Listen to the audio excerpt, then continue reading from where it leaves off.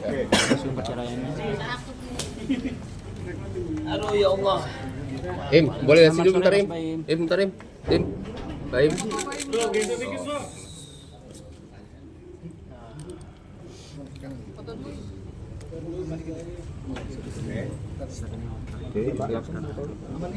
Sudah ya? Ya. Assalamualaikum warahmatullahi taala wabarakatuh dan selamat sore. Terima kasih rekan-rekan semua. Saya informasikan bahwa Muhammad Ibrahim alias Baim Wong pada hari Senin telah mendaftarkan gugatannya ke Pengadilan Agama Jakarta Selatan terkait dengan gugatan cerai talak terhadap istrinya yang bernama Paula. Apa yang menjadi persoalan ini saya ibaratkan pagar makan tanaman. Itu dia punya judul cerita. Jadi bagaimana, seperti apa kejadiannya, karena ini sesuatu yang cukup pribadi, biar yang bersangkutan yang menjelaskan. Mungkin begitu saya sampaikan. Seperti apa sebetulnya? Aduh.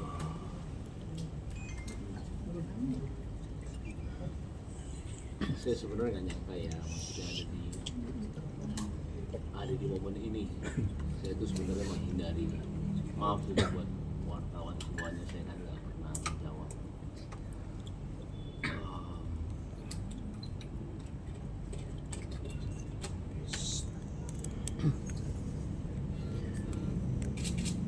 Sebenarnya posisi saya itu sulit.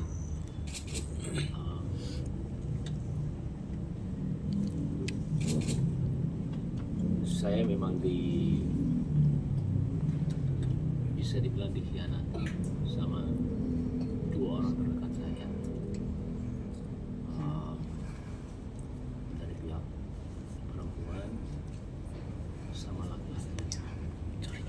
Yang laki-lakinya itu adalah teman baik saya sendiri.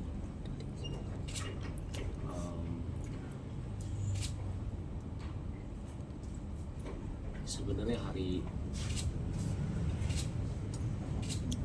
pas kejadian itu, hari pertama saya itu sudah memaafkan, tapi pakai caranya saya lah ya.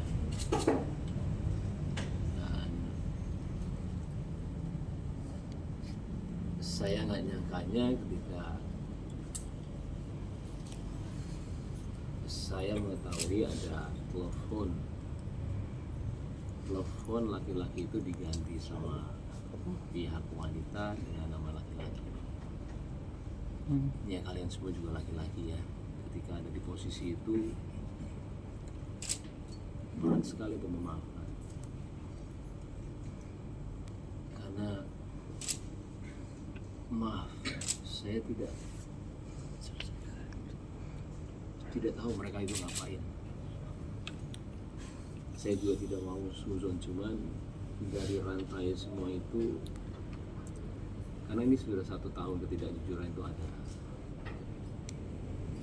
Saya sendiri juga kadang-kadang suka nggak percaya, jangankan kalian, saya juga nggak percaya apa yang terjadi sama saya. Karena saya selama ini cuman menahan semuanya selama 1 tahun. Saya karena anak saya.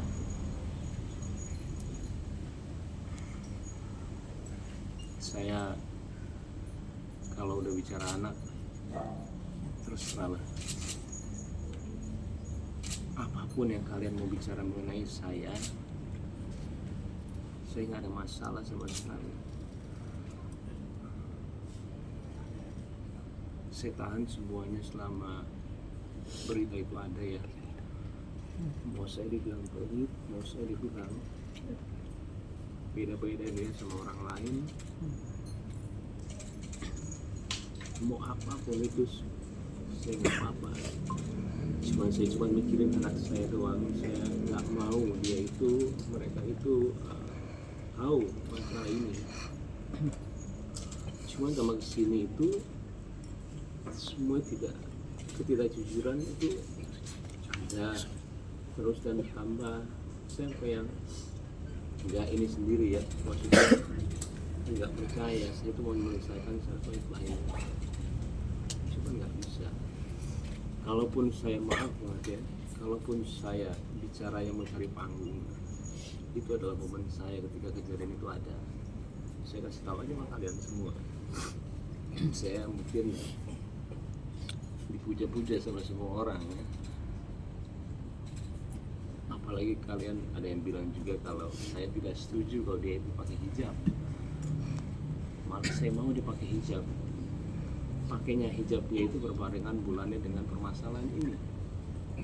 Saya itu juga cuma berdoa mudah-mudahan dapat hidayah, mudah-mudahan dikasih jalan yang benar, itu aja. Saya nggak mau ada dendam sama dia sebenarnya.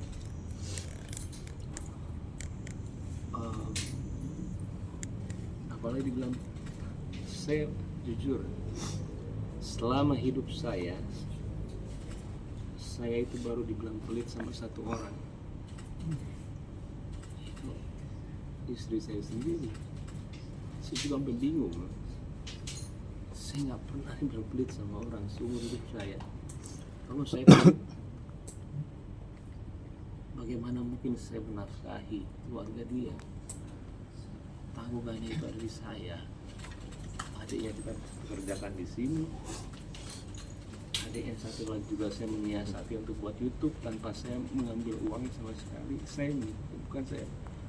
Saya lebih kayak menghidupkan ayo berarti orang tuanya pun tiap bulan saya kasih melebihi dengan orang tua saya. Kalau kalian mau tahu semua di sini, uang saya itu masuk perusahaan, tapi uangnya Paula itu punya dia. Saya nggak ambil 1 rupiah pun uang dia. Saya digaji dari perusahaan, Paula juga tanpa saya kasih tahu kalian jumlahnya berapa, dan tidak sedikit. Jadi hasil kerja saya itu masuk perusahaan Paula.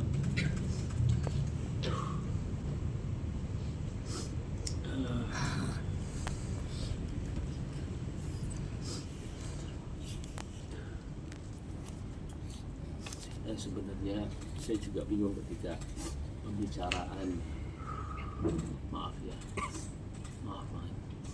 harta gonogini itu ada sebelum kita perceraian.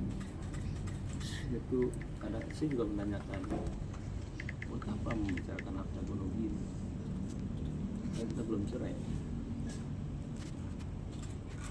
Saya itu nggak pernah ngecek handphone istri saya karena saya sangat percaya sama dia. Sekalipun saya nggak pernah. Ketika ada berita itu ada yang datangnya dari asisten pribadinya, saya nggak ngecek ya, maaf. Jadi kasih lihat saya. Terus saya mau ngomong apa? Saya nggak akan jabarin di sini semuanya. Saya ke keluarga saya tanya harus gimana, ini begini. Mereka bilang selesaikan. Dan juga saya nanya sama ayah saya, satu kunci kehidupan saya dalam kehidupan, saya selalu menanyakan orang tua saya. Putusan dia dalam putusan saya. Mama saya udah nggak ada. Ayah saya bilang selesai. Mau bukti apa lagi Bayu? Akhirnya saya datang ke dia. Jadi kalau bilang ini semuanya tiba-tiba, enggak. Saya waktu itu udah gak kuat juga, tapi bukan masalah ini ya, tapi masalah sifat. Saya datang ke orang tua dia dan saya udah bilang kalau saya dulu sudah tidak bisa. Tapi akhirnya saya coba lagi. Saya bilang sama dia terakhir.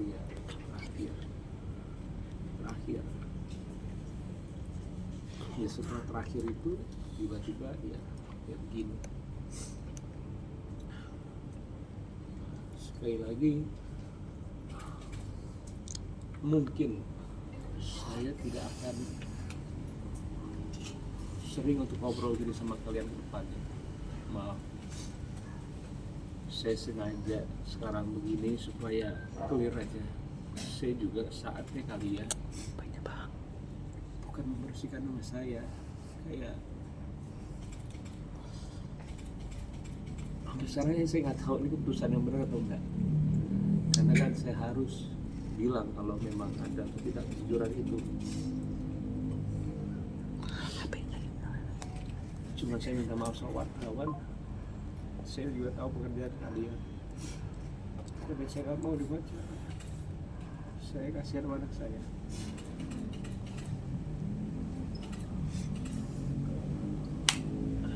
Terus saya bilang sih, Ya, jadi pada intinya itu apa yang dikatakan Pak Imen itu berjalan sudah hampir setahun yang lalu. Jadi tepatnya November 2023 itu awal dan sudah dikembalikan, disampaikan, dibicarakan dan sebagainya.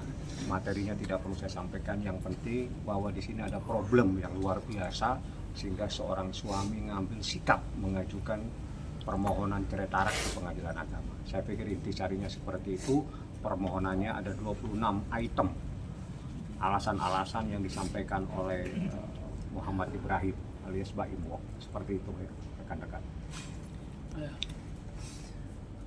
Iya, paling itu aja ya. Saya mungkin tidak mau ada pertanyaan, maaf banget, maaf, karena akan kemana-mana lagi nantinya. Saya juga tidak benci dengan semua orang yang sudah bilang sama saya apapun itu, even teman baik saya sendiri, karena cerita dia adalah cerita dia. Tapi cerita saya, insya Allah saya bisa mempertanggungjawabkan semuanya, dan saya yakin apapun yang terjadi ke depannya, saya sama pengacara saya, ya kita sudah siap apa yang terjadi. Ya, paling itu aja. Punten banget, saya nggak akan ada pertanyaan. Saya tahu kemana-mana. Sekali lagi maaf buat semua wartawan. Ya, udah itu aja sih. Bang, tapi masih tinggal satu rumah nggak bang? Tidak ada besar rumah. Sudah bisa rumah? Anak-anak gimana bang? Anak-anak udah tahu. Sebenarnya kalian tinggal lihat anak-anaknya sih. Saya itu orangnya tidak pernah berpura-pura dalam apapun ya. Nggak pernah sama sekali. Jadi tinggal lihat anaknya aja. Kalau saya kan kalau bicara sekarang gini takutnya nanti rame lagi, apalagi. Jadi buat apa? Makanya saya takut bertanya. Makanya anak sering dibawa kerja sebelum. Iya, ada satu lagi kemarin ada rame umroh ngambilan. Iya, bang. Gimana bang? Kalau ada yang tahu. Saya tuh kadang-kadang mulut saya tuh udah mau ngomong, cuma saya takut salah. Cuma saya juga bukan seorang yang tidak mau dibilang klarifikasi, kan. Ada konsepnya yang sebelumnya bilang, maka dari itu gue nggak bilang gue umroh ke laki-laki yang kemarin. Kalau yang kemarinnya buat saya ketika dia bilang aku mau umroh ya, dan itu paling 5 hari atau 7 hari sebelum minta izin itu adalah boleh nggak kalau misalkan aku umroh. Maksud saya bilang nggak. Dan waktu itu juga saya posisinya itu lagi mau roadshow untuk Lembayu, makanya sekalian lihat saya selalu bawa anak kemana-mana. Untungnya saya itu menikmati setiap detik yang saya sama anak. Cuman berat nggak? Berat lah. Belum lagi omongan orang, mau ngomong apa, mau dikira apa, enggak. Emang tiap saat susah banget. Belum dia ketawa. Setiap ganggu aja. Setiap saat saya selalu mikirin anak.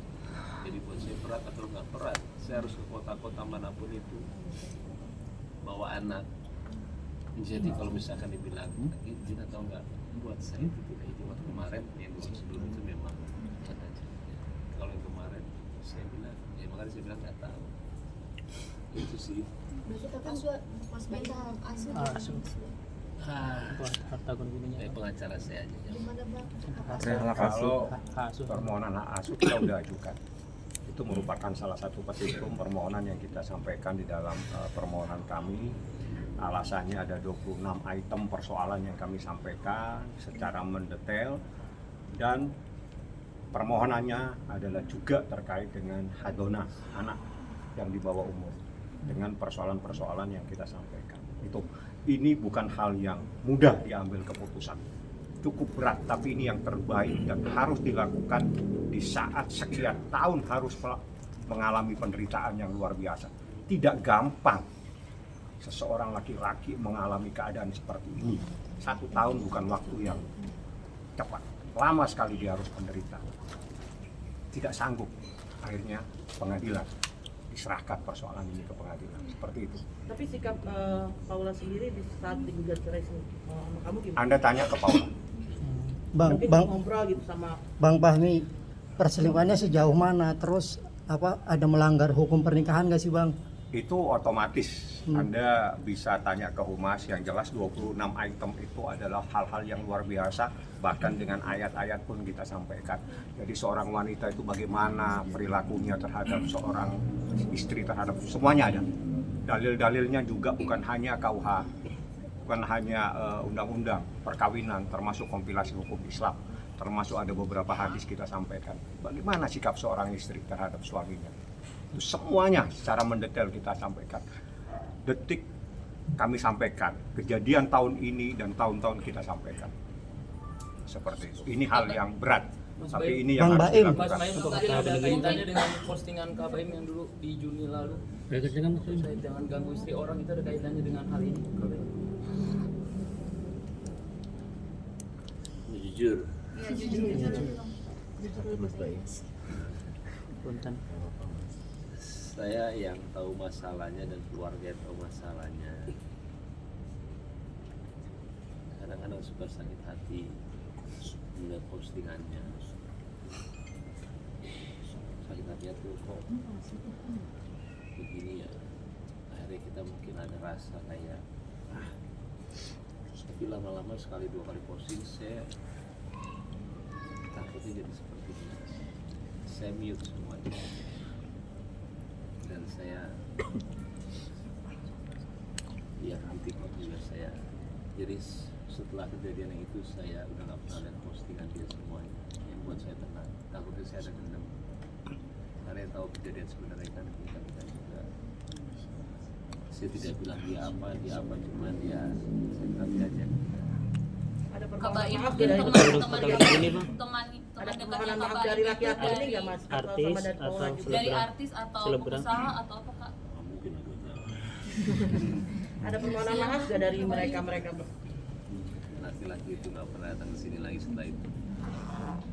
Pembelaannya apa Bang Paula ketika ketahuan? Langsung diam aja. Kalau dari laki-laki Nggak mungkin, memba- Bang, Ada permohonan maaf ke Mas Baim. Tanya ke Paula, tanya siapa dia, tanya yang bersangkutan. Biar kita tidak menimbulkan fitnah, karena kalau ditanyakan ke Baim fitnah nanti jadinya. Jangan. Jadi biar dia menjawab apa yang dia tahu, apa yang dialami, bagaimana seorang seorang laki-laki 1 tahun menderita diem saja tanpa melakukan perlawanan apa-apa. Dan ini begitu melakukan perlawanan pengadilan yang diajukan, langsung diajukan ke pengadilan. Inilah Muhammad Ibrahim alias Baim. Mas Baim kan tadi Iya, Bang. bilang Ini Bang. berapa kesempatan Kak Baim seperti apa Udah nanti sama Saya nggak enak banyak. Banyak kejadian, cuma kita ambil yang intisarinya saja. Intisarinya pagar makan tanaman. Apa Bang menjadi titik Bang puncak untuk akhirnya Iya, titik berani akhir. speak up dan berani mengambil tindakan ini Bang? Jadi gini, kalian ini baru tahu kecil banget. Saya nggak cerita, yang tahu mamanya ini baru tahu. Keluarga saya udah tahu semua, orang-orang sini udah tahu semua, suster udah tahu semua. Jadi saya kalian cuma 100% dapat tahu 17,5%. Saya nggak mau cerita. Ya kita lihat aja nanti perkembangan ini seperti apa. Ya sudah. Tapi kenapa akhirnya Mas Baim yang memilih keluar dari rumah? Pertanyaan bagus tuh. Itu dia. Pertanyaan bagus banget. Saya pun juga menanyakan hal yang sama. Tapi saya nggak akan buka detailnya. Takutnya pro kontra. Tapi saya mengalah. saya sempat menidurkan anak. Jadi saya selalu mendengarkan orang ya.